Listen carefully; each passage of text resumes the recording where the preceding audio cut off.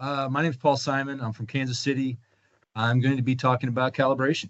And a lot of these slides are from HEC. Some of them I've modified because I wanted to, and others I've hidden and thrown away or whatever. I've got a lot to cover. So let's get to it. We got the bucket is waiting. All right. Come on now. Hey, here we go. All right, what are we going to learn about? Calibrating. What is calibration, right? Basically, we're adjusting parameters so that our model results look as close to observed as reasonably possible in a reasonable amount of time. Right? Why is it important? Well, we're trying to get these flows so that we know what's coming into our reservoirs and what the local flows are downstream, so we have an idea of what's going on at our control points. And maybe we're going to be mapping and doing some RAS inundation mapping, and we need to know what those locals are so that our inundation maps are more accurate during a large flood. There's lots of different scenarios that we could think about. A big rain event, it's really dry, there's snow, there's not snow, rain on snow, frozen ground, right? All those things can kind of play into this. So we're trying to take that gridded precipitation data, adjust our parameters, and end up with a result that looks decent. So when we calibrate, usually if you can, right, you're using the combined parameter editor and those cheats, the cheat codes, right, to have your initial base flow set based on gauge data. That's really handy. And if you haven't set that up for all your sub-basins, you should. I tend to want to mess with, I usually kind of get a rough idea of my initial losses before I go to base flow, but you may want to look at your initial losses just to get your peak in the ballpark, then go look at your base flow. Your initial losses, I think when I first started, people told me just adjust the initial losses. Don't touch anything else. And that might have been good advice when I first started, but you probably want to look at both. It's kind of like a teeter-totter in my mind anyway. So the initial losses, if you're lucky, you want to make sure you start your calibration or you're not in the middle of an event. And if you can, it's really good to have a little blip of a rain event in the look back before your main event happens. So it gives you something to adjust your initial losses to. I also like to look at pool elevation. If you're doing pool elevation, you have to have decent release data. So keep that in mind. If you're just using a elevation discharge curve and it's not a fill and spill, then that's probably not a good plan. So you can kind of look at this and you can see, hey, we want the starting elevation to be the same. You can set that, right? We want to look at our losses, our initial losses towards the beginning of the event, the constant losses kind of towards the middle and end of the event. And then you can kind of see, I don't know if you guys can see my mouse or not, but let's see.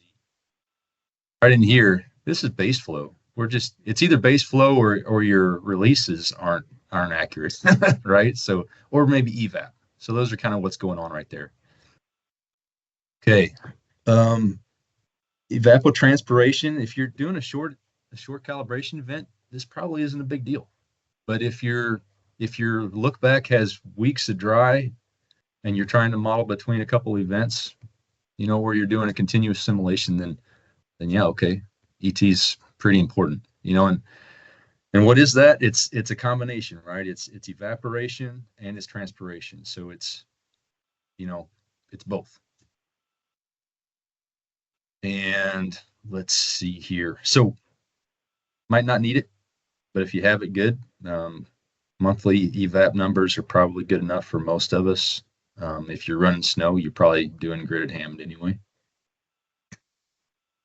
If you are doing gridded Hammond, you might want to pay attention to that coefficient, because that coefficient that's in there, that 0.0065, your mileage may vary where you're at. And this is the best image I could find.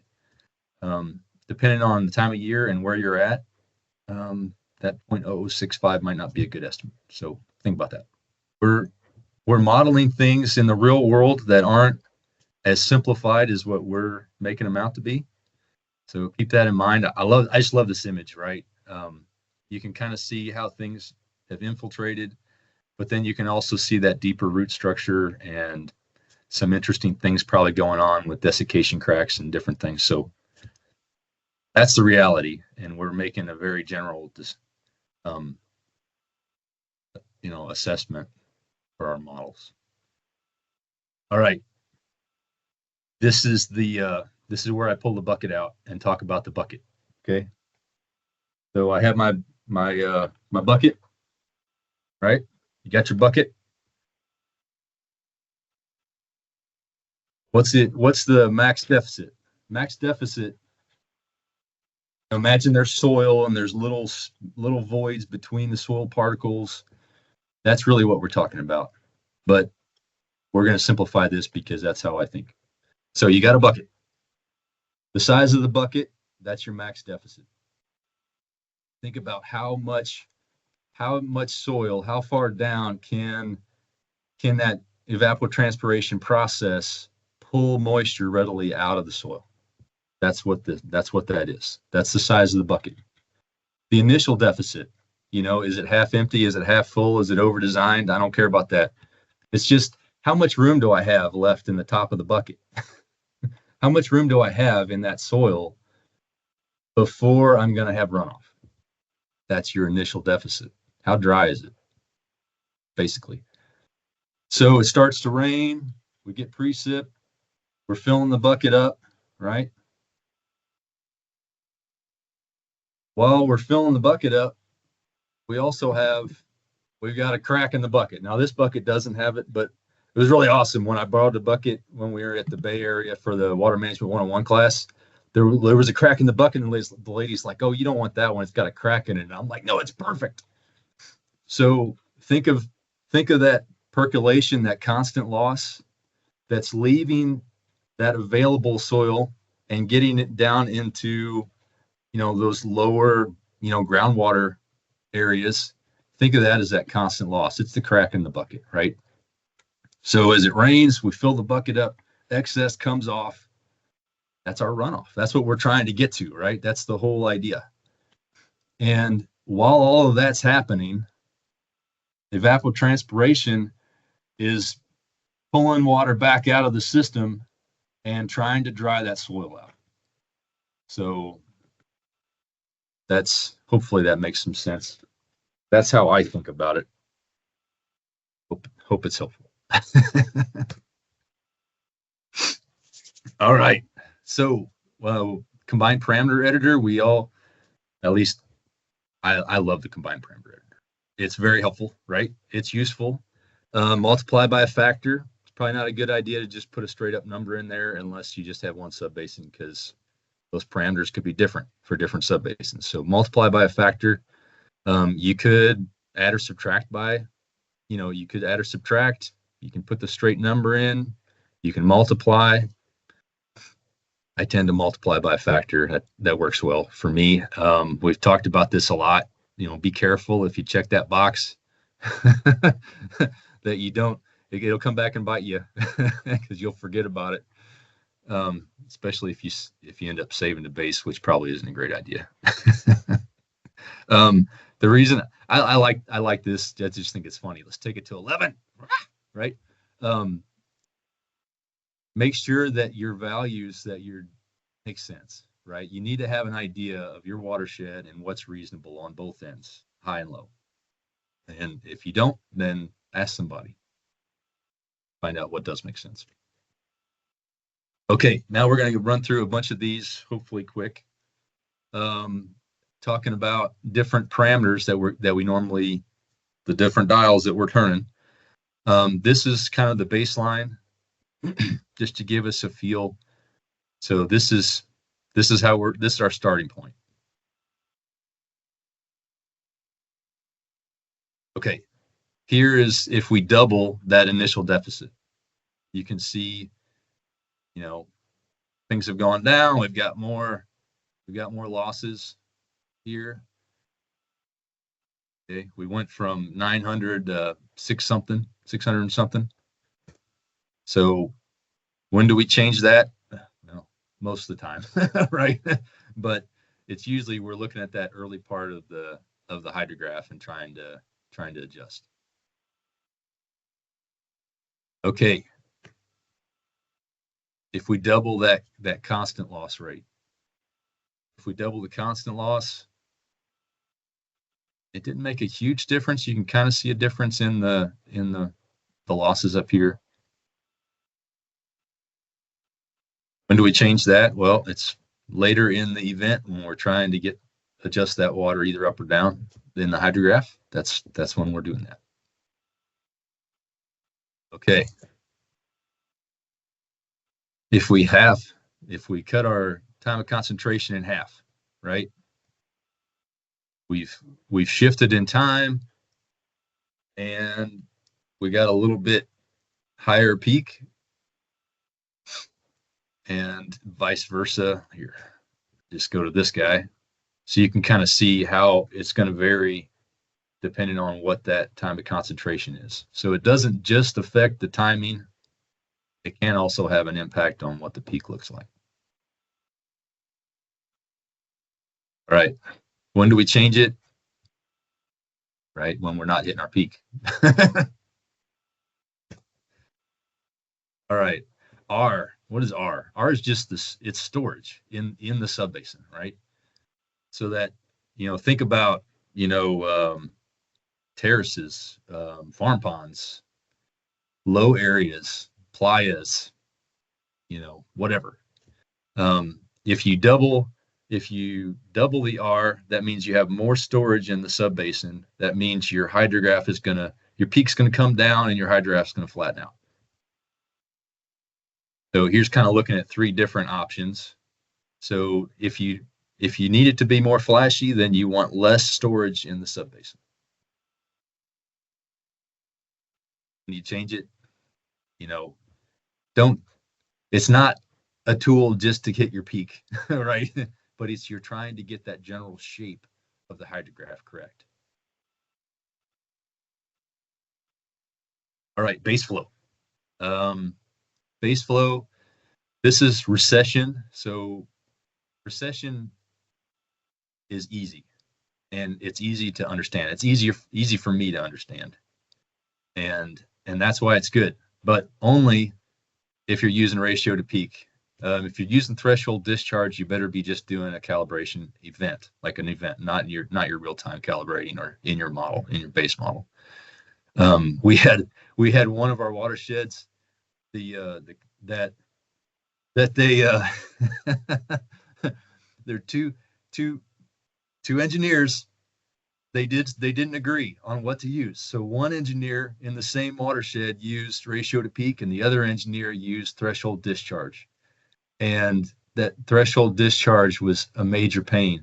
And because folks would run the model and they didn't really understand what was going on, they'd run it and they'd be like, we had no rain in the forecast. They'd be like, where'd all this water come from? Right? Well, it was because we calibrated to a large flood event. There was a lot of base flow, and now we're running and there's not much base flow, and it's still just that standard values. So be careful. That's the idea. So that recession constant, that's just the slope. That's the slope of that base flow portion of the hydrograph. That's all that is. The ratio. What's the ratio? It's just the ratio to the peak. You know, so if your peak's here, you're at 50%, boom, there you go. So it's just when do I transition off into that base flow curve? All right, linear reservoir. The other favorite, the one that really considers and it doesn't make up water. So you can kind of have this idea. So in this example, we've got 2 layers, and you can kind of think of it as the first layer is kind of like that inner flow, and the second layer is that slower, longer lasting base flow. And so this graphic doesn't make exact sense to me, but you get the idea, right? You've got layer 1, you've got layer 2, they add together and they make the total base flow.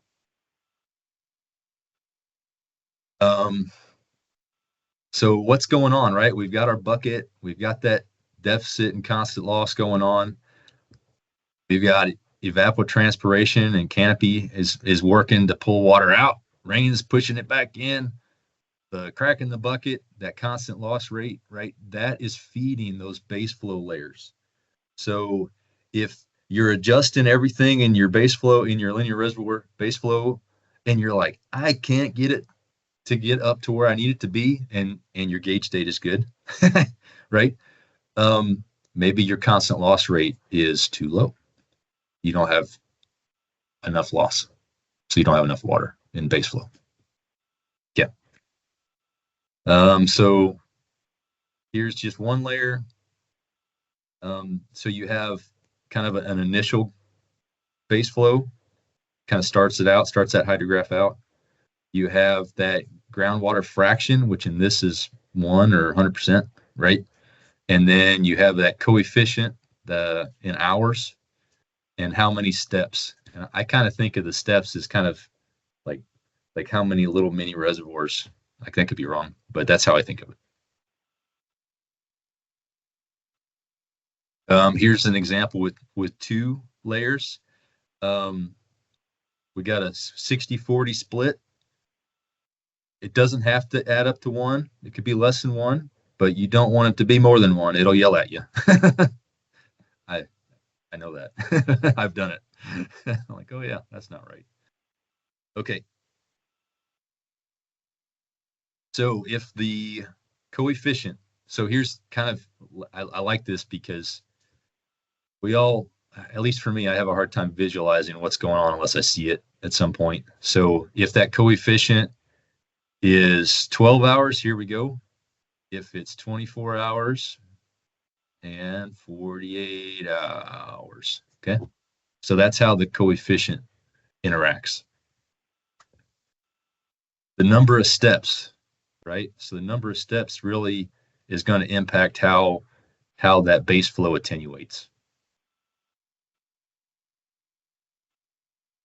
Then that coefficient, here's the differences, at least for this example, for the coefficient.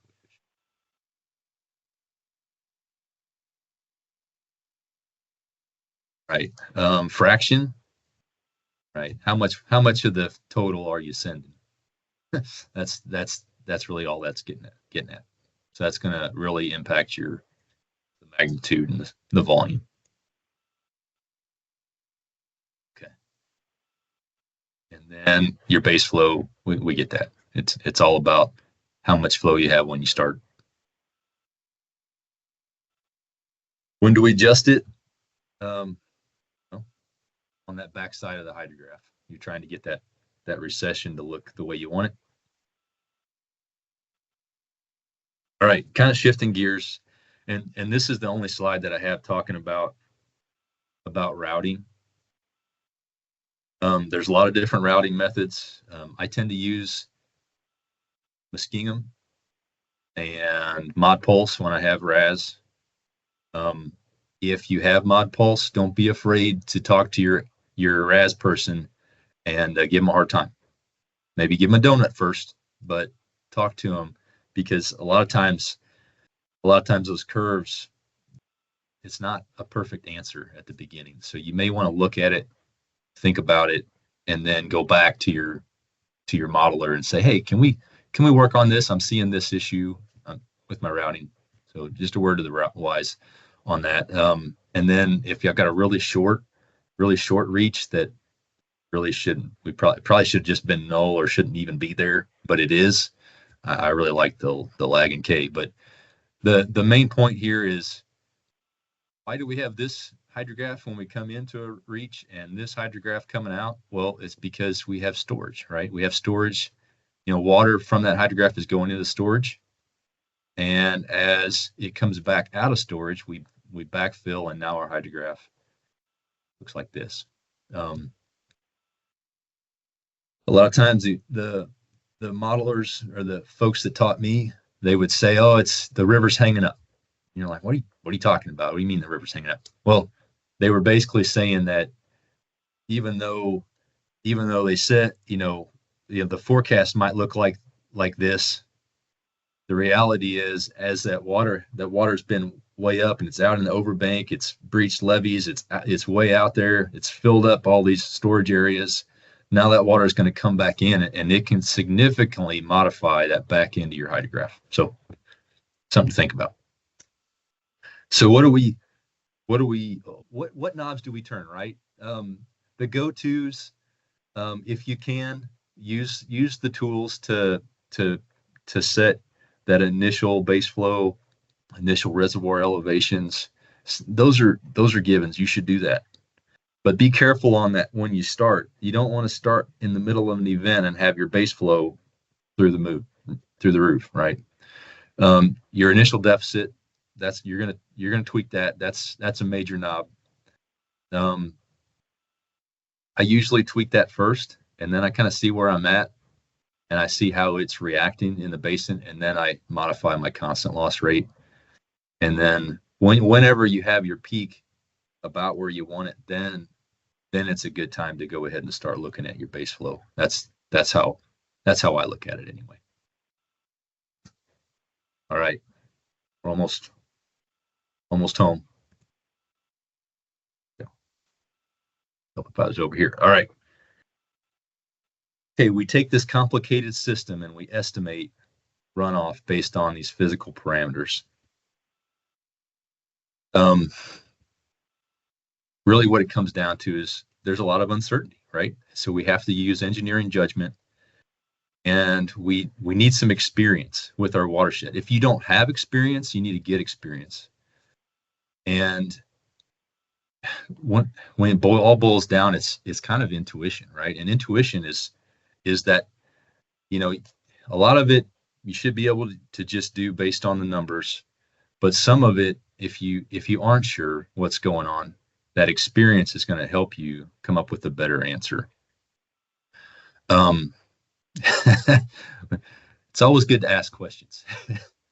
If you don't know, ask. So many times I've seen people not ask a good question because they were afraid that they were going to look stupid. And I'm proof that it's okay to look stupid, right? Just ask the question because somebody else is thinking the same thing, right? So anyway, little advice there, whether it's work or family or church or whatever. Models are only as good as the data. Do yourself a favor and screen your data, especially if you're using blending. If you're using blending and you don't screen and you get a spike, you're gonna be like, where'd all that water come from? Yeah. Yep. Reasonable, timely,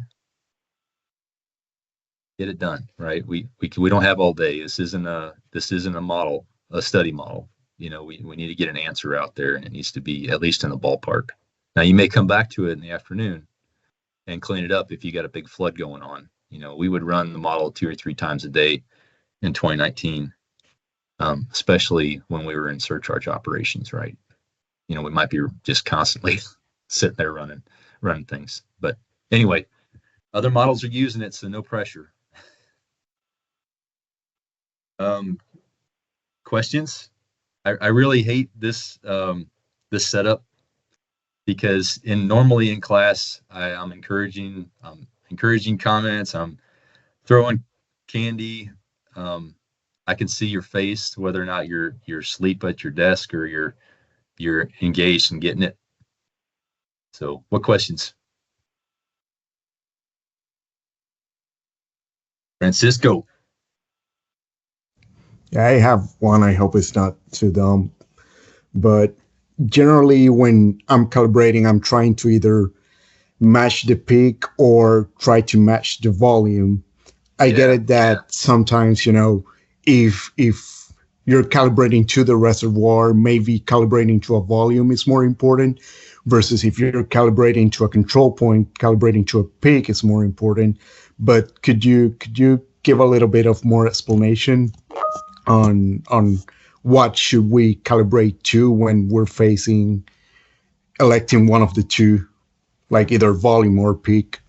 Over. Yeah, super good comment, Francisco. I'll pay you later. Okay, so if you're producing an inundation map, you care about the peak, right? You really care about the peak. That's super important. If you're calculating inflows into your reservoir, you probably care more about the volume. And if it's a control point, it might be a combination, combination of both. Maybe it's the peak because you don't want to go over your criteria.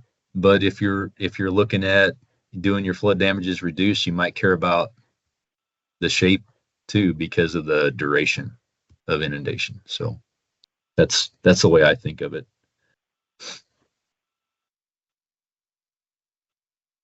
Let's see, what else do we have? Best use case for blending. Okay, I am one of those bad boys that I leave blending on all the time, and I make Matt cringe, but that's how I do things. I leave blending on, but if you're not going to leave it on, which it's fraught with peril, right? So it's probably not a great idea to leave it on all the time, but I do because I'm not the only one that uses the watershed. But if you have a gauge that you don't normally calibrate in your model, turn it on. A lot of times folks the recommendation will be leave it off, calibrate, then turn it on. But right now, the blending in the combined parameter editor and the blending, there isn't a global on-off button. So you got to retype your info in there. And I find that really annoying. So that's why I leave it on. But if you do leave it on, you got to be super careful that you've screened your data for spikes or no flow, and that you're looking at it. You need to at least look at it. So I don't know. That's what I like it for. If I'm in a super hurry and most of the rain's already in the look back, it's a great time to have blending on.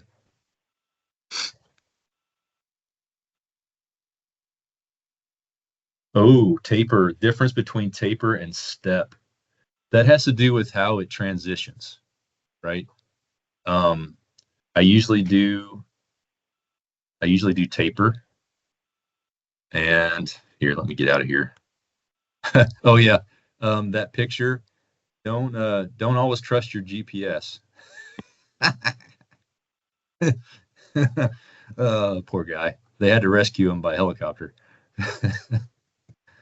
Let's see. Can I get out of here?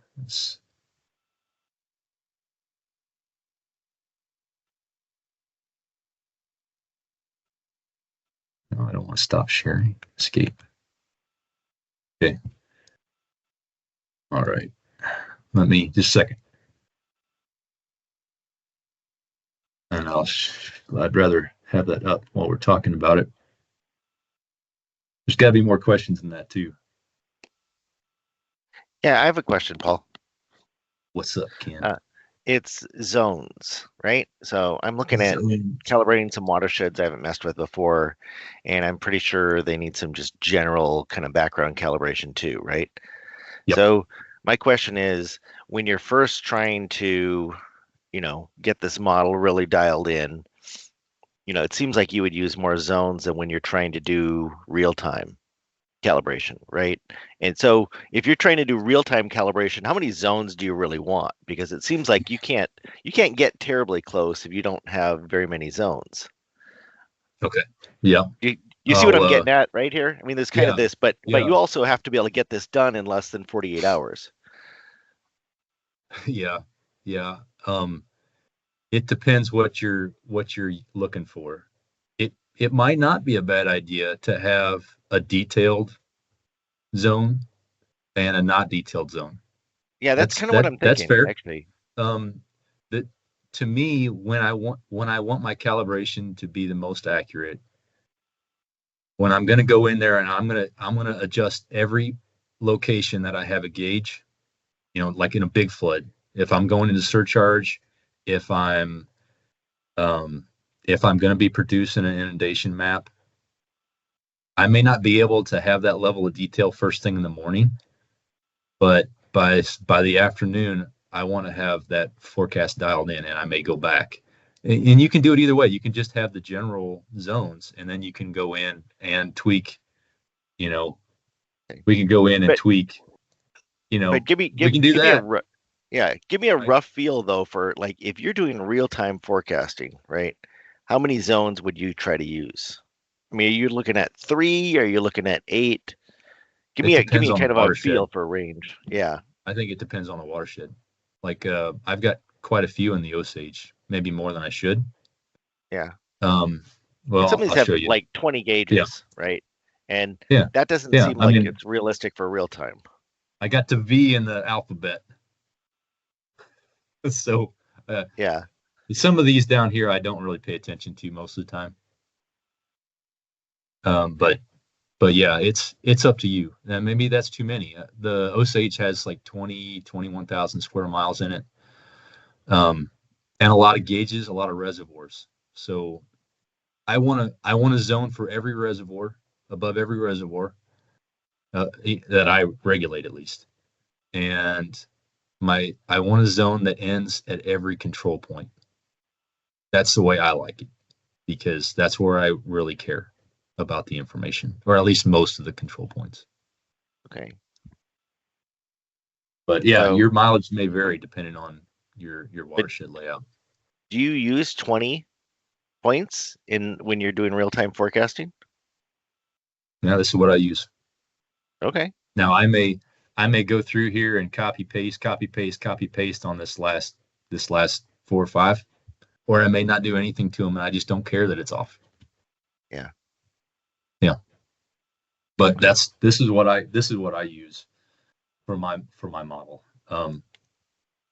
But you don't have to. I mean, it might not. That's probably a good idea, Ken, to have one that's kind of slimmed down.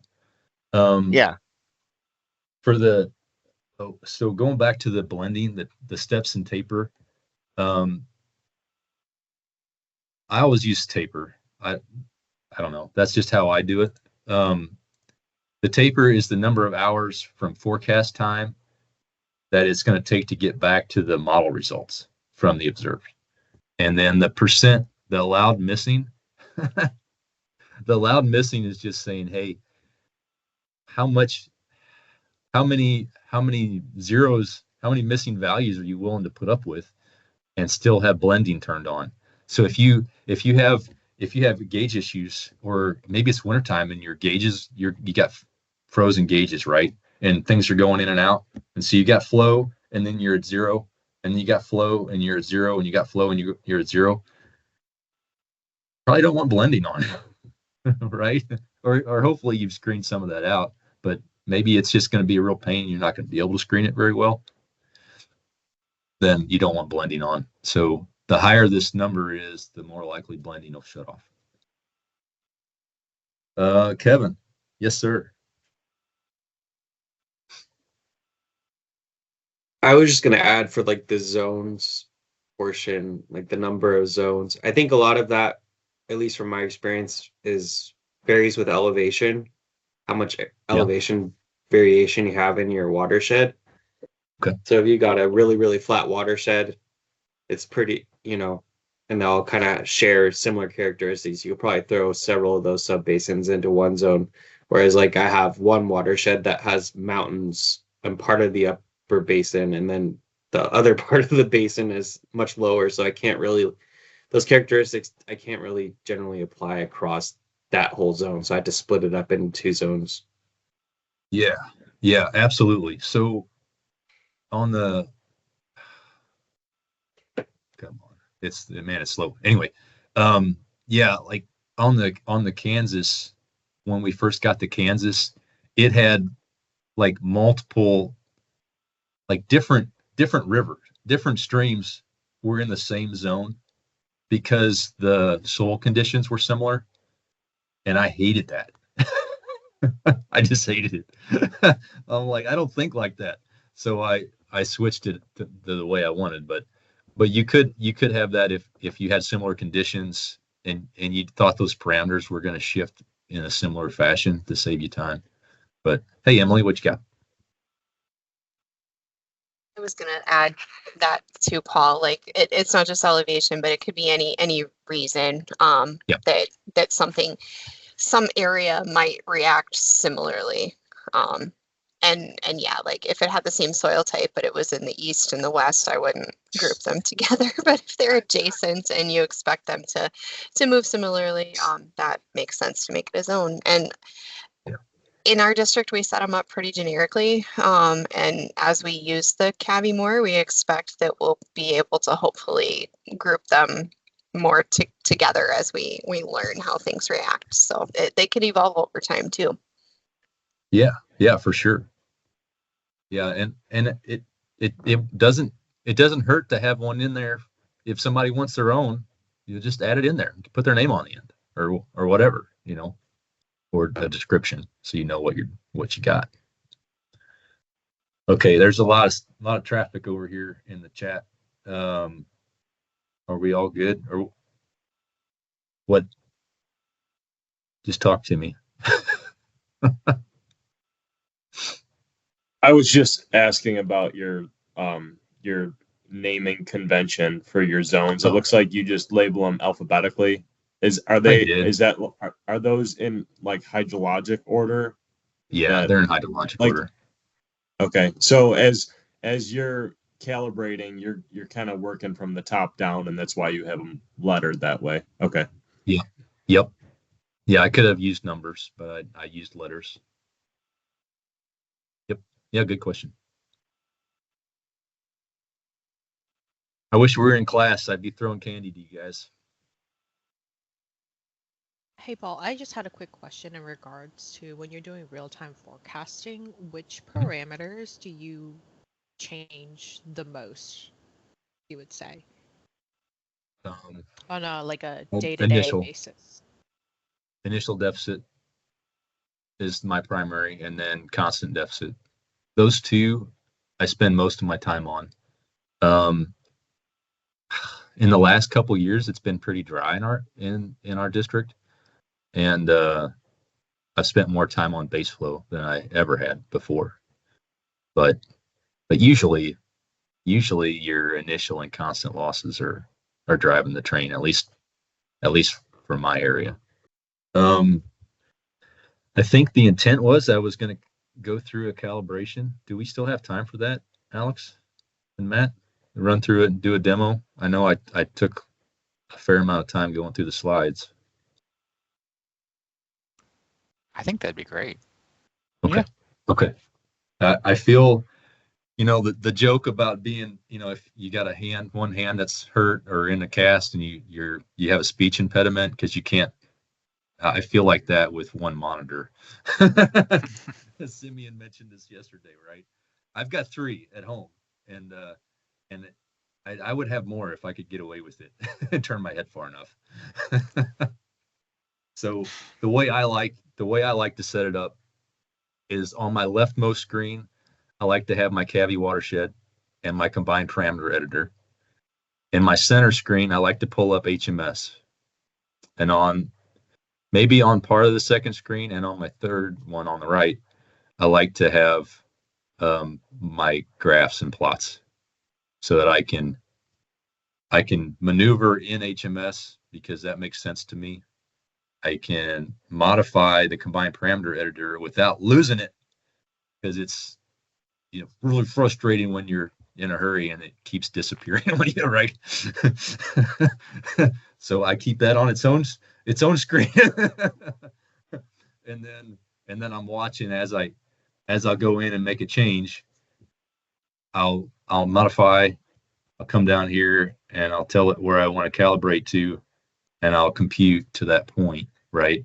And then I'll watch the graph. I'll stare at it and get all creepy and watch for that change, right? And then I kind of know based on the change what to go back and modify again next time.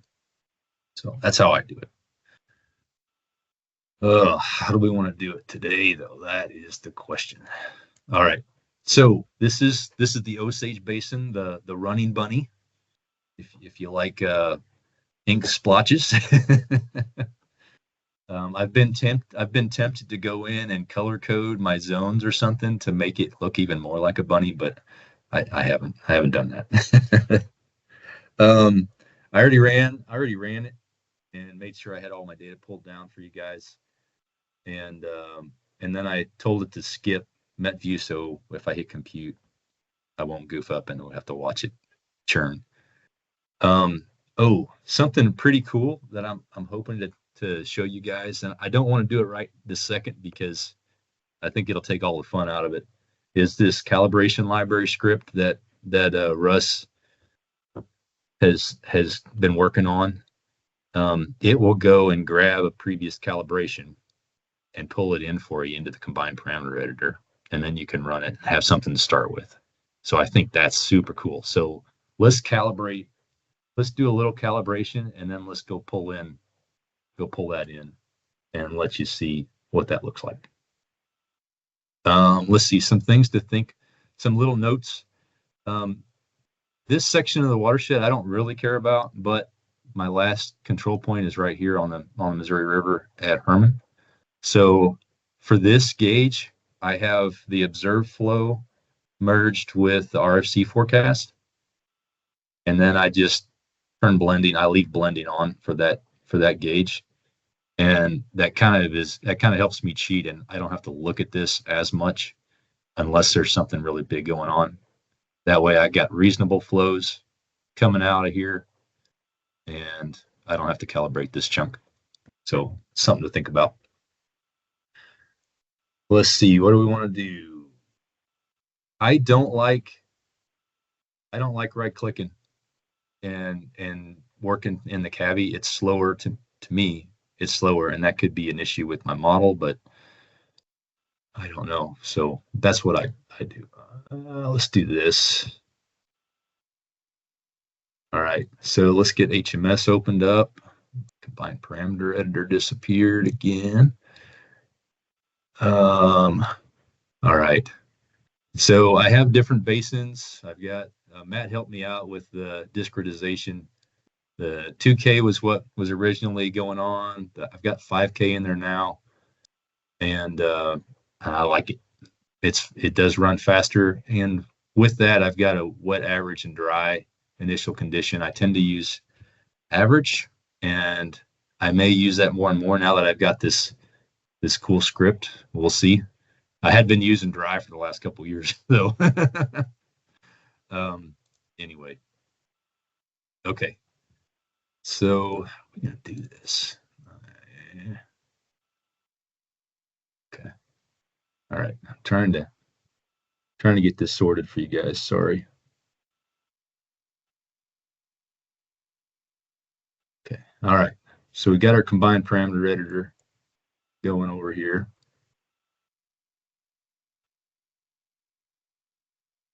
We're going to look at Melbourne. So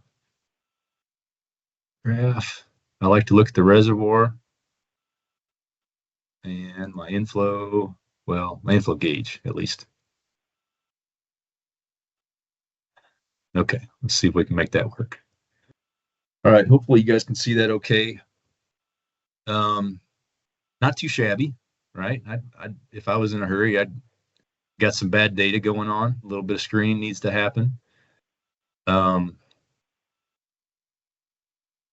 using observed releases that are merged with our forecast.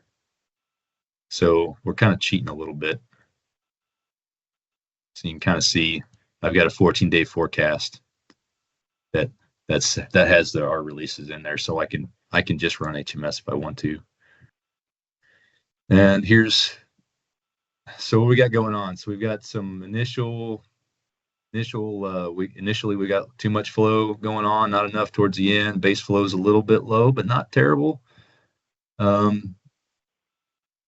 this guy, with the reservoir, you know, I don't trust the data from these reservoirs. The gauge data is a little sketchy.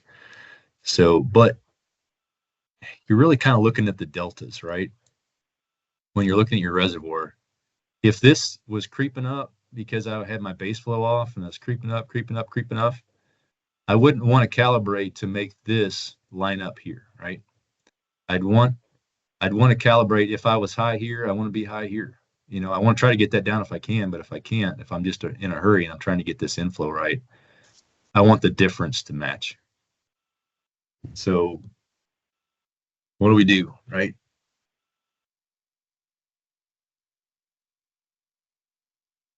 So we might come in here and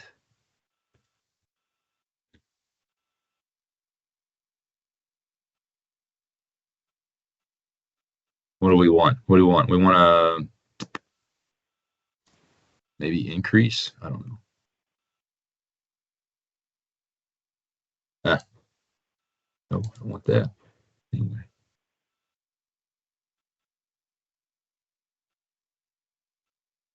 I'm just computing to that point pretty quick.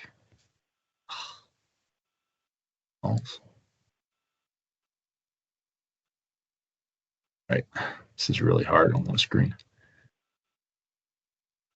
All right, constant losses.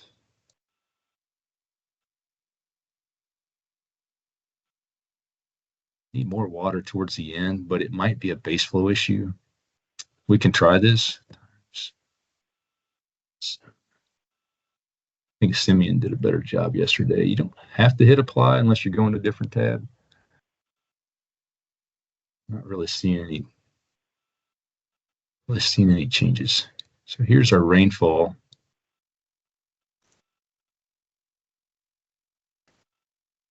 Let's see. Where's our base flow at? Linear is more base flow. All right. So I don't normally go here. So what would we, if we wanted our base flow to kick up a little more? See, that doesn't look like that's the issue, but it might be. Let's see. What do you guys think? So our fraction is 30% for layer 1. Layer 2 fraction is 18%. Let's bump this up. Deck times. Let's see what that does.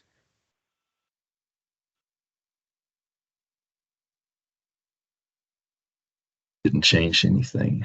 That doesn't make sense to me. What's going on, boys?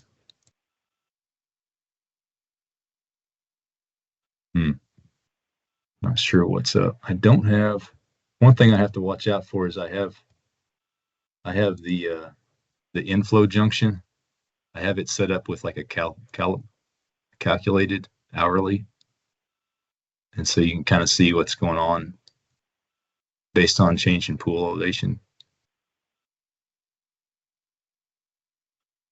Some of that is junk, right? It's bad data, but it really doesn't look too bad. So even though it's not performing the way I want, I'm gonna leave it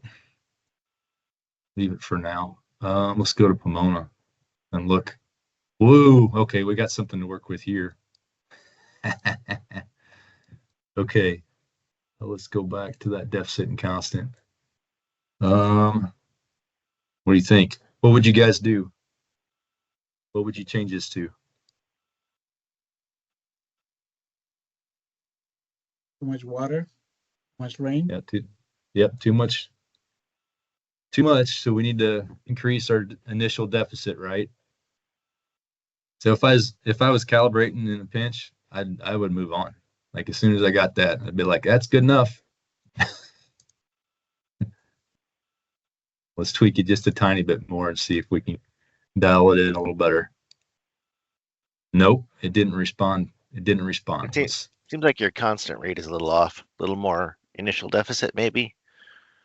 And then I increased the initial. Okay, or sorry, a little less initial any deficit and a little more more constant rate or something.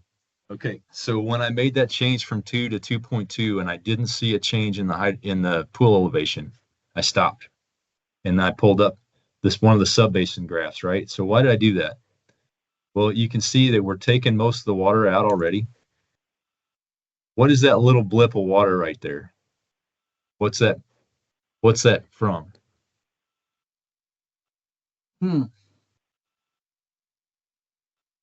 I'm guessing that's my percent impervious. So I could jack these numbers up to 11. That won't do that because I'll bump up against my max deficit and it'll yell at me. But you get the idea, right? Can you calibrate impervious area? Yes, but not in the combined parameter editor, Matt. Right. Yeah, that's right. You'd have to go to your global parameter editor, but that is fair game. That's all I wanted to kind of highlight here is impervious area is fair game for calibration. I have had times in droughts where, like, and Francisco has lived this in real time, right? Where you're trying to you've jacked everything up to the point where it's unreasonable, and you're sitting there and you're like, what in the world is going on? You know, like I can't really do 11, but maybe we can do 4. Let's see. Yeah. Now let's compute and let's see if it makes a difference. I don't think it will. No, it didn't, right? It didn't make a difference. So in those situations where you've jacked your initial and constant up and it's not doing anything, and you look at always look at the sub-basin graph, because this is going to give you a major hint in what's happening. And I can pretty much guarantee that that's percent impervious. That little bit of water, it's going to run off no matter what. Sometimes that's the only knob you have to turn. But that tends to be like one of the last knobs I turn. But there you go. So, but in the grand scheme of things, if you're doing a calibration for a forecast in the morning, that doesn't look bad to me. I would be okay with that. So here you can see the calculated, this is junk, right? This is junk data here. But you can see looks like I might be a little early and a little late, but not too shabby. I'd move on. So that's what I want to do.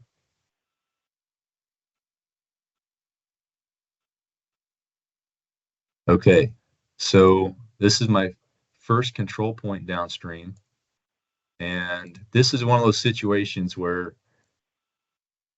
in my zone, I have this gauge, and most of the time I don't calibrate this gauge just for this gauge, right? I'm not going to check that box for salt 10 and just calibrate this one. That's probably not going to happen unless I got a whole lot going on and I'm flooding Quinimo, right? Otherwise, I'm just going to leave blending on. So somebody, I forget who it was, asked about when is blending a good idea. I think this is a pretty good idea for blending, right? This is a small, fairly small sub-basin, quote unquote. And yeah, I think that's a good spot. So let's come in here. So what do you guys think? What should we go to? Let's try 2. Multiply by 2. And I got to remember to change this, right? That's the only bad thing.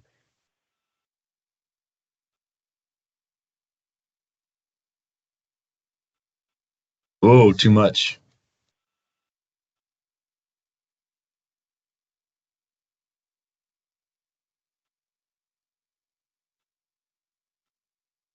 Ooh, it's getting closer. I was in a real bind, I'd move on.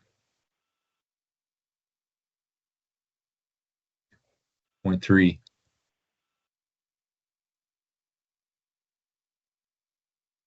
Too much. Mother of pearl. 1.4.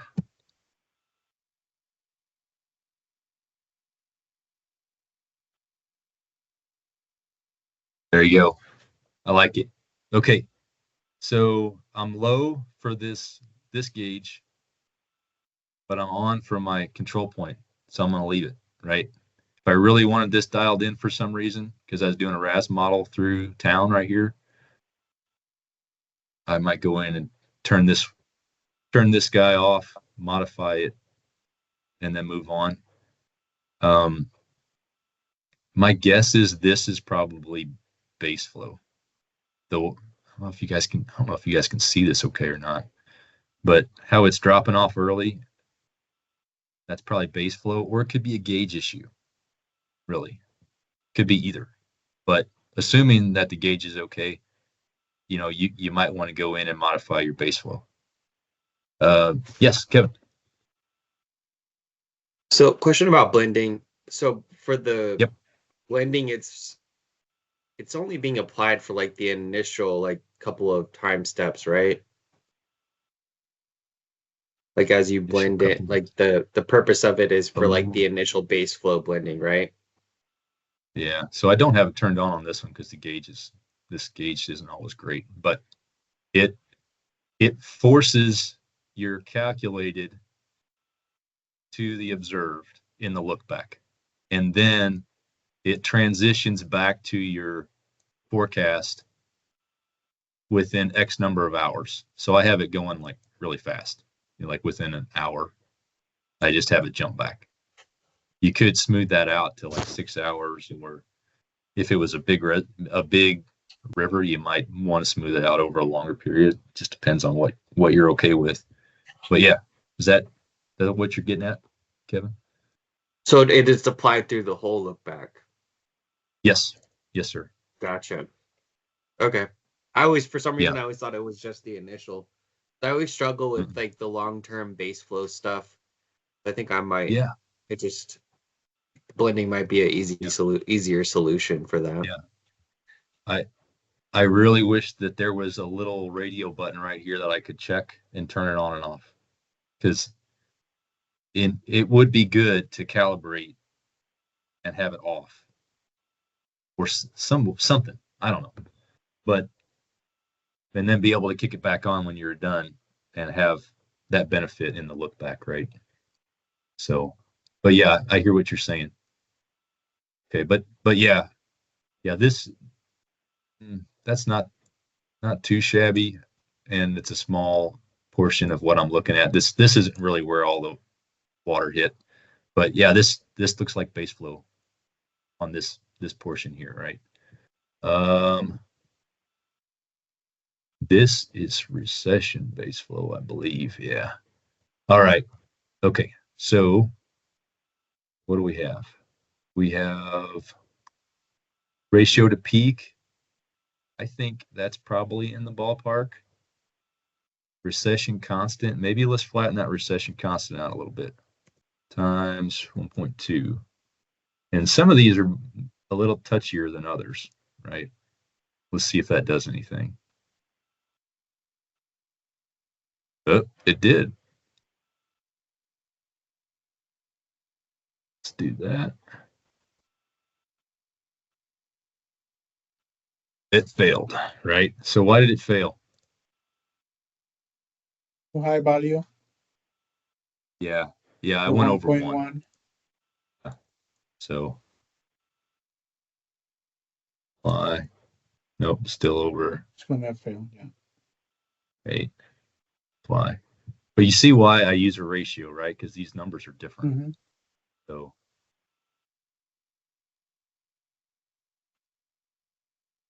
too much, but better. That's the part that I struggle with, Paul, when I'm doing the Kansas. Yeah. It's having to change it and trying to make it so quote unquote perfect that it's really hard. Nah, you don't perfect's your enemy, right? This I is know. this is not a job for OCD, right? We gotta get it done in the time we have. Let's see. And I say that as I go in here and tweak this peak a little bit. Right? There you go. That's good. I'd say that's Anyway, good. you get the idea. So I'm gonna work my way down. So my next zone. So I have a zone that's just for this sub-basin because it's pretty big. I don't know if you guys can see that okay or not. So Potawatomi Creek at Lane. I have one zone right here. I have a zone for Hillsdale Reservoir. And then I have a zone that covers all of the rest down to state line. So what I would do is I would come in and I would calibrate this guy. That looks like junk. Good enough. I would come in here to this reservoir and I would say, okay, well, let's try that. Oh, I hit the mother of pearl. I hit the button, right? Without changing. So I got to go in here and change it to Hillsdale. And how'd that do? Oh, much better. Right?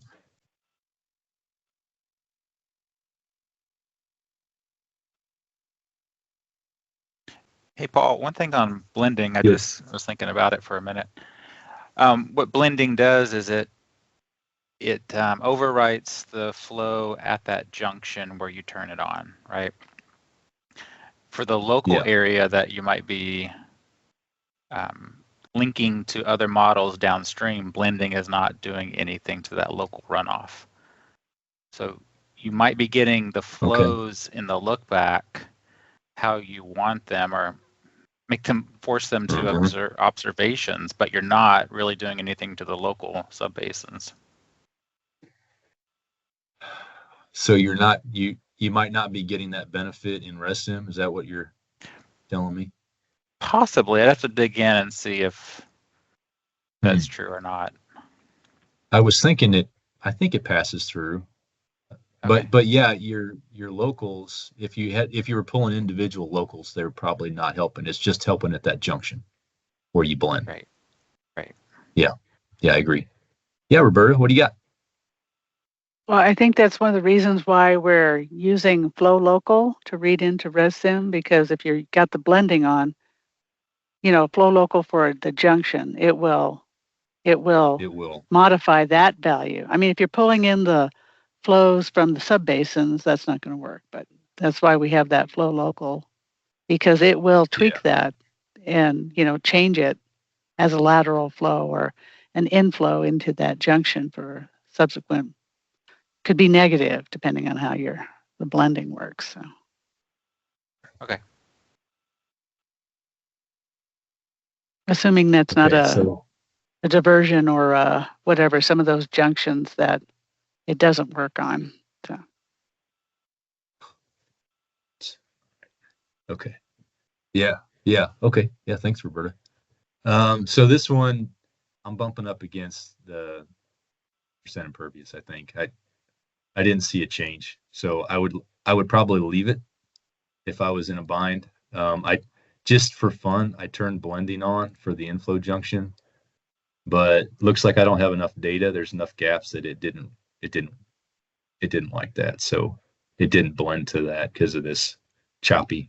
Some of the data is a little choppy, so there's probably what's really going on is that the calculation it's negative, right? It's bouncing up and down from wind or whatever, and so you're getting positive and negative inflows, and it's stripping out the negatives. So, but anyway, I have too much inflow coming in, but I don't think I can get it out of there. Let's see with this. So you have to be careful when you're changing things and then it stops responding.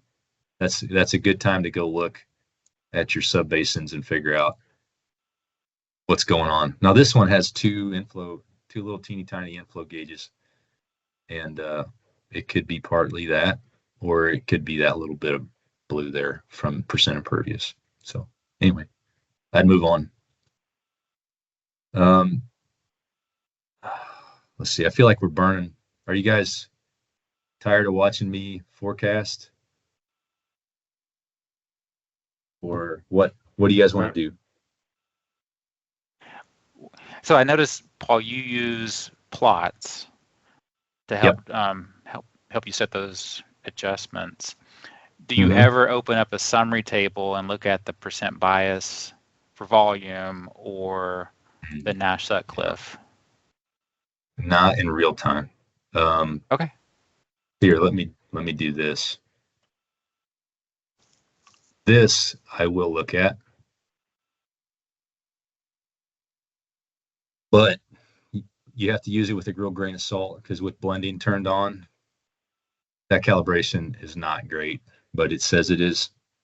So it doesn't really, I'm not really sure what it's looking at for that sub-basin at the reservoirs. I'm thinking it's looking at the inflow, that calculated hourly inflow, not the difference in pool elevation. I'm not sure, but I'm pretty sure the reason that most of this is green is because blending's on. So, okay. Yep. Anyway, but if you don't use blending, this is a really good way to tell, like, hey, where do I need to spend time, right? Maybe if you're in a pinch, you know, you got that hurricane hitting California, maybe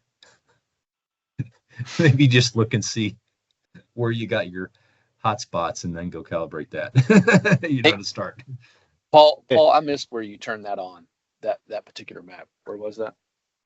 Oh, yeah. So you have to have done the GIS stuff, right? Have your 10 in there. And I can't remember what else you need, but it's right here. This drop down right here. And there's a bunch of different options. I usually just look at the NSE.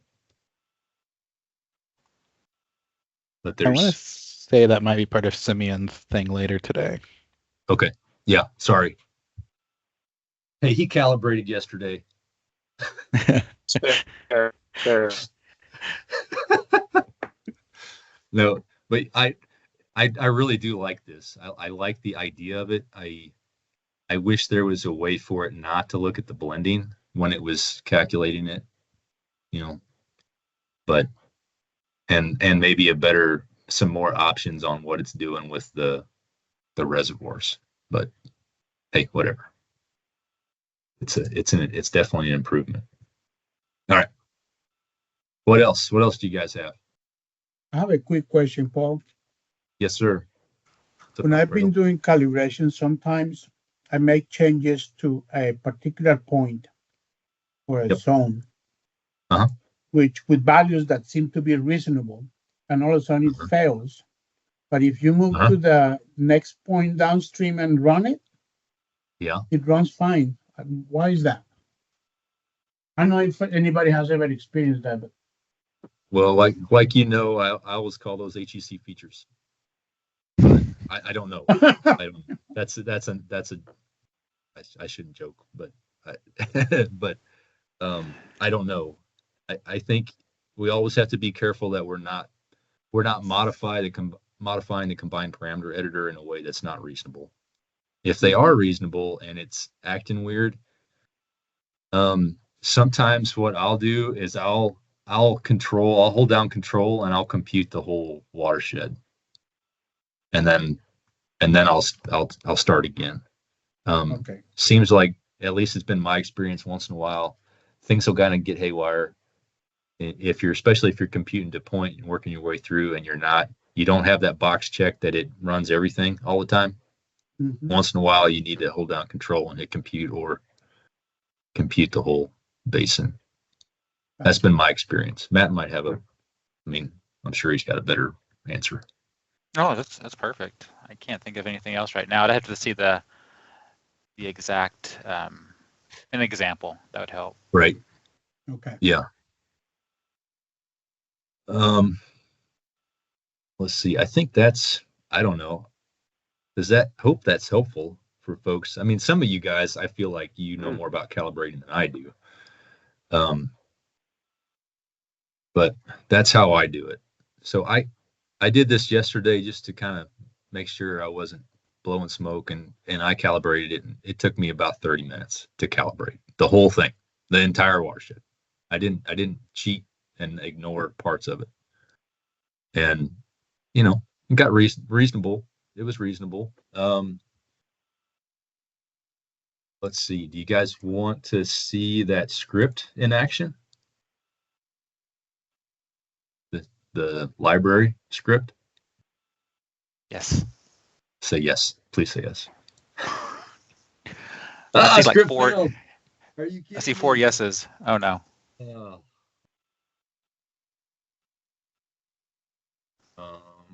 Doesn't exist. Well,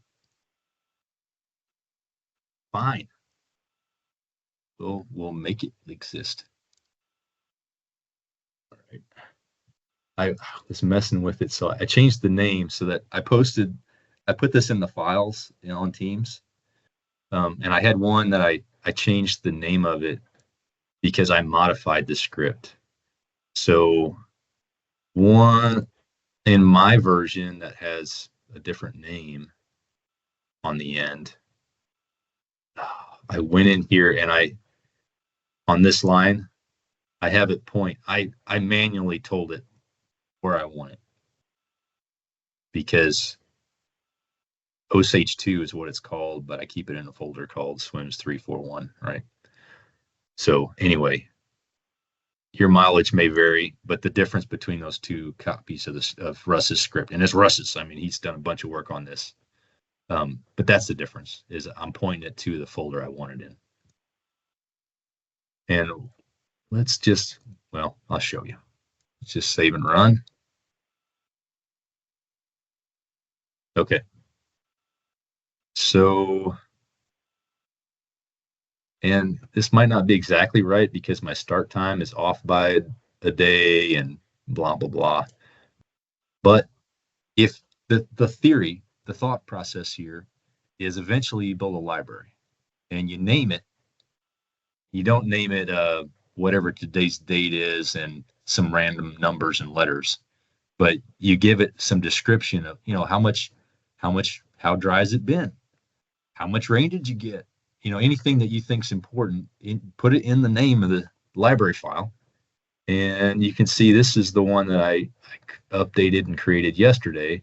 And you can save this. Like I've got a copy. And the reason I think this is super cool is I can save a copy of this out to our network, and Pana or Steve or Francisco or Alfredo can go grab it, and they can pull it in. They could pull in one of my calibrations and use that as a starting point, right? So when we opened up the model at first and we're like, oh, a bunch of blanks in the combined parameter editor, and you're like, this is going to take forever. Well, you come in here, you select the one you want. You could either grab it from the P drive, or I already have it on my hard drive someplace, right? So I could just say, you have to select one. If you don't select one and these are all blank and you hit import, it'll crash. So select the one you want, hit import, cross your fingers.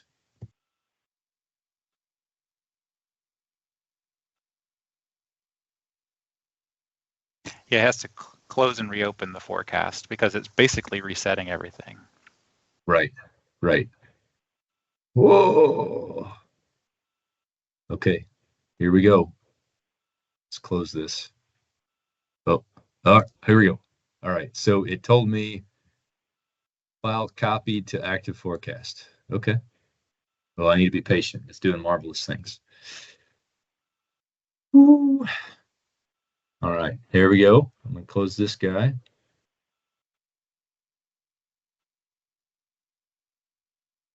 Let Matthew work its magic.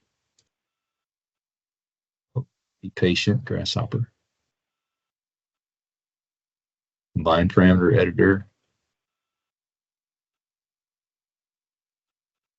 Hey, look at that, right?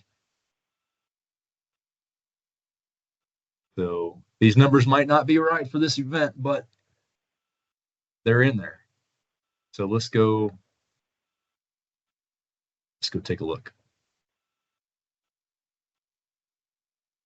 I don't know if you guys think this is cool or not, but I think it's pretty cool. Let's look at the Pomona gauge and see how we did at Pomona.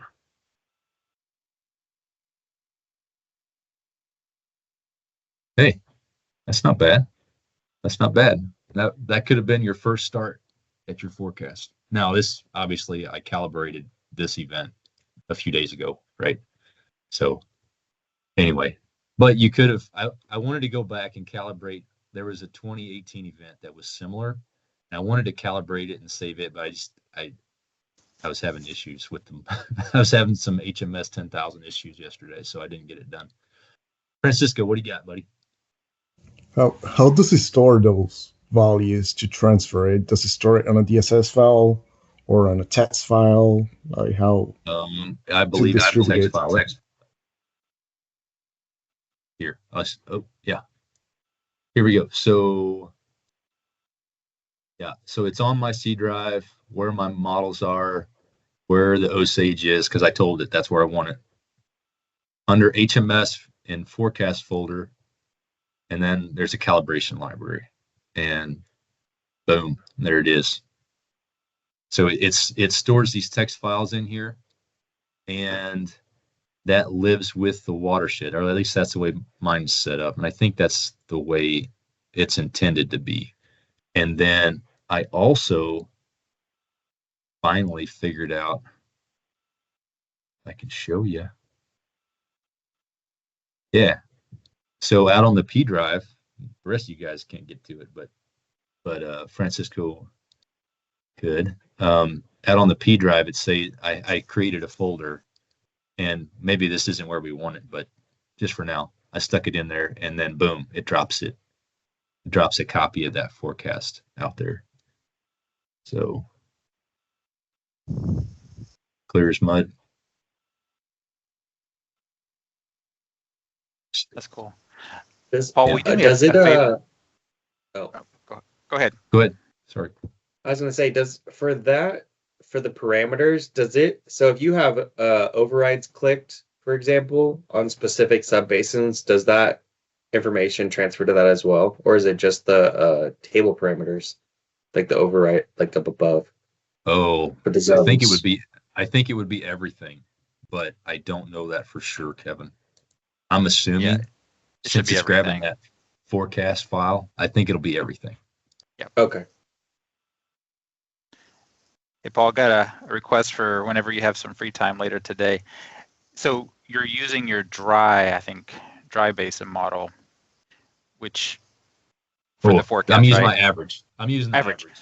Yep. Can you check to see if you can actually create a forecast with one of the other basin models that would have a different key in the forecast run, and see if this works, right? Can you take one of the ones that you created for your average? It shouldn't, right? It should stop you. It should not. Yeah, it should stop you.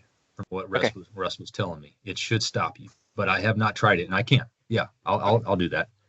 Because I got worried for a second. I'm like, oh no, can you switch these out? And that would cause mayhem. Well, yeah, and so like the first one I created, the reason it says average 5K LR is because that's the basin name, right? In HMS. And I put average on there because I wanted to make sure I didn't cross my wires. But Russ had already thought of that. Okay. Because he's a smart guy. but yeah, I can check it. I can check it and see, because I'm curious about that too. I was wondering. I'm like, well, wait a second. So yeah, you just need to make sure you're using, if you have a particular forecast you want. I think he was telling me that if you had if you had dry forecast run selector, let's see, if you had dry selected and you tried to go in there, use the script and grab that, they shouldn't even show up. Those average ones shouldn't even show up. Oh, good. In the dialogue. That's the intent of the script anyway, and I'm not positive if that's true or not yet, because I haven't created one and checked it. Okay. But Anyway.